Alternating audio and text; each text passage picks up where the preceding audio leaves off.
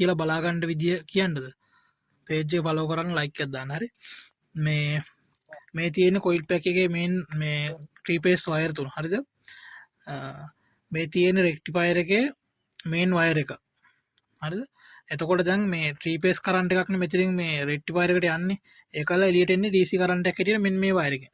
එතකොට අපි බලා ගන්න ඕනේ අපිට දැන් coil pack එකද වැඩ කරන්නේ නැති charge වෙන්න rectifier එක වැඩ කරන්නේ නැති කියලා බලා ගන්න ඕනේ නම් ටෙස්ට් ලැම්ප් එකක් ගන්න. ඒ කියන්නේ ටෙස්ට් ලැම්ප් එකක් හදා ගන්නත් දන්නවනේ. පොඩි මොකක් හරි මේ වයර් කෑල්ලක් අරගෙන ඒකට බල්බ් එකක් දාලා මේ හදා ගන්න විදිය දන්නවනේ. හදා ගන්න ටෙස්ට් ලැම්ප් එකක් හරියට හදා ගන්න දන්නේ නැත්නම් කමෙන්ට් එකක් දාන්න වීඩියෝ දාන්න. හරිද? මම හිතනවා ටෙස්ට් ලැම්ප් එකක් හදා ගන්න හැමෝම දන්නවා ඇති කියලා. ටෙස්ට් ලැම්ප් එක අරගෙන ටෙස්ට් ලැම්ප් එක බොඩියට ඇත් කරලා මේ වාහන ස්ටාර්ට් එකේ තියද්දි ස්ටාර්ට් කරලා මෙන්න මේ වයර් තුන එකින් එකට බලන්න තුනේම කරන්ට් එක එනවද කියලා. හරිද? මේ ඉන්නේ කොයිල් පැක් එකේ ඉඳන් වයර් තුන මේ තුනට මේ ටෙස්ට් ලැම්ප් එක තියලා බලන්න කරන්ට් එක තුනේම එනවද කියලා. තුනෙන් එකකවත් කරන්ට් එක එන්නේ නැත්නම් කොයිල් එකේ ප්‍රශ්නයක් තියෙනවා. එක කොයිල් එකක් පිච්චිලා නැත්නම් කොයිල් එකක් කැඩිලා තුනෙන් එක කරන්ට් එක එන්නේ නැත්නම් කොයිල් පැක් එකේ තමයි ප්‍රශ්නේ. හරිද? කොයිල් පැක් එකෙන් කරන්ට් එක හරියට එන්නේ නැහැ. ඔන්න. ඊට පස්සේ අපි බලන්න ඕනේ දැන් කොයිල් පැක් එකෙන් කරන්ට් එක රෙක්ටිෆයර් එකට යන්නේ. එතකොට රෙක්ටිෆයර් එකෙන් අපිට එළියට කරන්ට් එක එන්න ඕනේ මේකෙන්. හරිද? මේක ගලවන්න. ඒ කියන්නේ වීල් එක ස්ටාර්ට් එකේ තියෙද්දි මෙන්න මේක ගලව මේ ක්ලිප් එක ගලවන්න.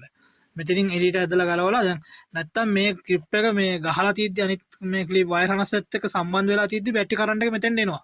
එතකොට කොහොමද මේක වැඩ කරනවා කියලා පෙන්වනවා.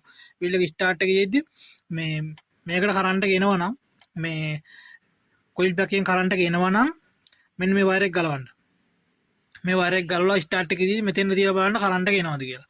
මෙතෙන්ට කරන්ට් එක එන්නේ නැත්නම් මෙතනින් ඇවිල්ලා මෙතෙන්ට එන්නේ නැත්නම් රෙක්ටිෆයර් එකේ අවුල තියෙනවා. රෙක්ටිෆයර් එක ගිහිල්ලා තියෙනවා. හරිද?